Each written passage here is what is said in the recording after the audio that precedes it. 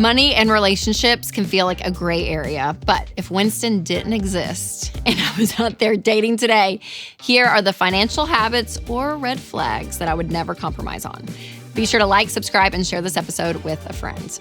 All right, before I get into the list, I do want to clarify, a lot of these non-negotiables are assuming that you're working the Ramsey plan. But the good news is, even if you're not working the Ramsey plan, it's basically common sense. I think it's wise things that we're talking about on this show. So even if you're not doing step-by-step the baby steps, still stick around because I do think that there's levels of clarity that we all need. And hopefully these red flags that I'm bringing forward, you can relate on. Here's the first financial habit that is a non-negotiable to me, that they're not willing to listen to you.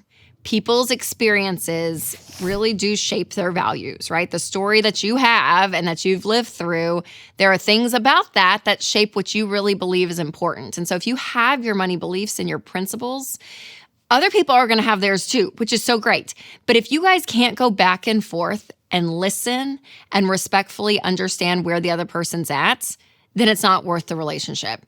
Because what will happen then is you start to stonewall and you guys start to live separate lives financially, and especially if you get married, and that's just a disaster. And so when you and your significant other can honestly sit down and say, hey, here's what I believe, here's why I believe this, and here are some things that are really true about me and money that I need to be true in my life, which means if this relationship, goes any further, this has to be real for both of us, and we have to have this perspective together. I think it's really important. Now, remember, you're both going to be individuals, so naturally, there's always going to be one who likes to spend more, one who wants to save more, right? So your personality doesn't change, but the value system at which you look through the lens of how you handle your money, that being as consistent as possible is really important. That's why you want a partner who's going to listen to you.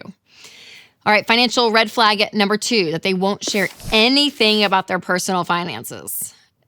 I don't like that. Now, I'm not saying on the first date you guys are talking through 401k numbers and all the things. No, because actually that's probably a gross indicator of that person. And you're like, oh. But the idea of a relationship is going the distance, right? That means that you are going to be sharing your lives together and you're going to want to know this person in and out, right? Everything about who they are, because that's the person you're going to continue to do this relationship with.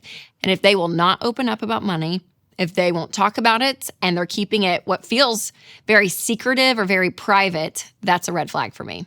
All right, the third financial red flag is that they refuse to combine money after marriage. So this is something that I mentioned, in the first habit, but this is a really important part of marriage because what you're saying is that you are uniting yourself and your life to this other person once you're married. And that's every part of your life. And if you choose to keep one of those parts separate, you're going to start to feel that distance. And it ends up being like your financial roommates versus a married couple working together. And it's well, he pays that bill, I pay this bill, and this. And no, after a while, you start to see how that starts to erode not only the communication around a really important subject, which is money and marriage, but also the way you make decisions, the way you talk about your fears and your dreams, you're not as united. And so coming together in a marriage is going to be huge. Now, once you are married, combining finances is going to be really important. And EveryDollar is one of the best budgeting apps for households to use.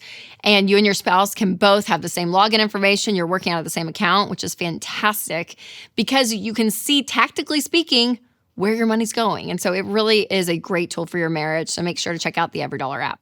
My fourth financial non-negotiable is if they aren't generous. So generosity shows someone's character and their spirit because usually very generous people have levels of compassion, levels of humility and kindness. There's something about someone who is a generous person that makes a really great spouse. And the same is true on the other end of the spectrum. If they're not generous, and not even just with money, but time, conversation, all of it, you're going to start to see who they are. And they may just think very fondly about themselves and it's all about them. And that's what your marriage is going to be. And you don't want that. Honestly, when you have someone who is naturally a giver and a server, that's going to be an incredible partner to have in life. And so generosity, it's literally part of the baby steps. It's baby step 7. And so it is this ultimate goal of living life where you have an open hand. And it's really a beautiful way to live. All right, before I share the rest of my non-negotiables, I do want to tell you about one of our amazing sponsors, Delete Me. So So if you don't remove your personal data from the internet, it's basically like on a billboard for everyone to see. Your name, your address, your email, even your kids' names are out there on sketchy data broker websites. And those data brokers collect it, sell that data, and then that puts you at risk for scams and fraud.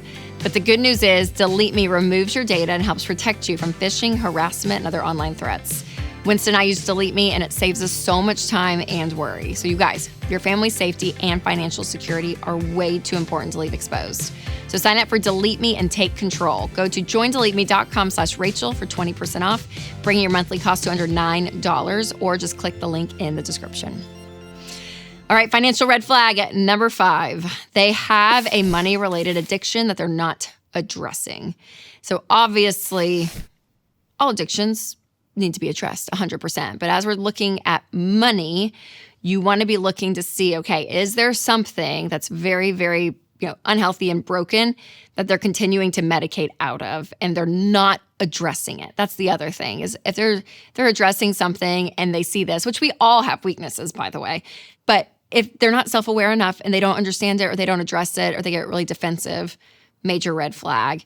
And again, this could be anything from getting like unreasonably excited about financial, quick hits of the day, like day trading. They're obsessed with sports betting, but they're drowning in debt. They're trying to do crypto. They're trying to do all these things to get rich quick. And there's all this stuff that you're starting to see.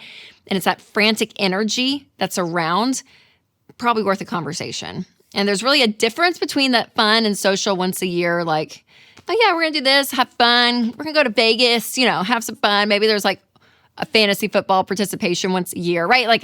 Again, I'm talking about legitimate things and patterns in their life with money that are not being addressed. That's a red flag. Red flag number 6, I would never settle for that they are obsessed with status. So their goals have to be bigger than just a number in their bank accounts. Now, it's okay to prioritize financial peace and stability. I mean, that's what we talk about on the show all the time, 100%.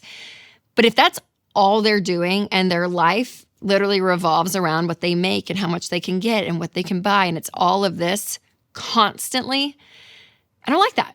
There's a red flag to me there because it just shows the value at which they place all those things, and that's really, really high, which in the long term, that finish line is always going to move and there's never going to be satisfaction and they're never going to be content. And so that's a red flag. All right, like I said, money and relationships, this can be a complicated duo. So you definitely want to check out my episode, The Biggest Mistakes Newlyweds Make in Their First Year. That's coming up. Or if you're listening on podcast, I'll put a link below. All right, you guys remember to take control of your money and create a life you love.